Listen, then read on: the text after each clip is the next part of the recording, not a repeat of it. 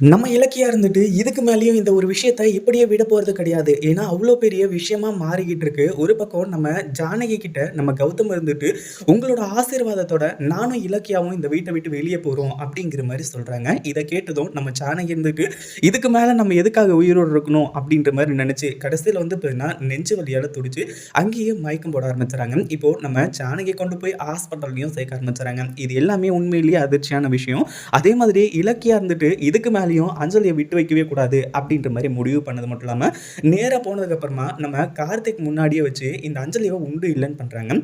ஒழுங்கா உண்மைய சொல்லுன்னு சொல்லி, இதுக்கு மேலயும் வந்து பார்த்தீங்கன்னா, நீ இது எல்லாத்தையுமே பண்ணவே முடியாது அப்படின்ற மாரி சொல்றது மட்டும் இல்லாம, இப்போ அஞ்சலியோட கழுத்துல கத்திய வச்சுக்கிட்டு, கார்த்திக் என் பக்கத்துல வராத, பக்கத்துல வந்த அப்படின்னா அஞ்சலியோட கழுத்த வந்து பார்த்தீங்கன்னா, கர கர கரன்னு அறுத்து போட்டுருவேன் அப்படின்ற மாரி சொன்னதுக்கு அப்புறமா, இப்போ அஞ்சலிக்கு செம்ம அல்லு விட்டுருது. ஒரு பக்கம் அஞ்சலி திரு திரு திருன்னு முழிச்சுட்டு இருக்கா. அஞ்சலி ஒழுங்கு மரியாதையா உண்மைய சொல்லிடு. நீ இன்னும் திருந்தலன்னு எனக்கு நல்லாவே தெரியும். எல்லாத்துக்குமே காரணம் நீ தான் சொல்லி தெரியும். எனக்கு எல்லாத்துக்கும் உண்மை தெரிஞ்சாகணும். அப்படின்ற வந்து சொல்லி அஞ்சலி வாயால ஒவ்வொரு உண்மையா வாங்குறாங்க. ஒவ்வொரு உண்மையா அவளே சொல்லும்போது, நம்ம கார்த்திக்கு இப்போ சரியான அதிர்ச்சியா வந்து பார்த்தீங்கன்னா இருந்துட்டு இருக்கு. இத பத்தி நீங்க என்ன நினைக்கிறீங்க? அந்த வீடியோ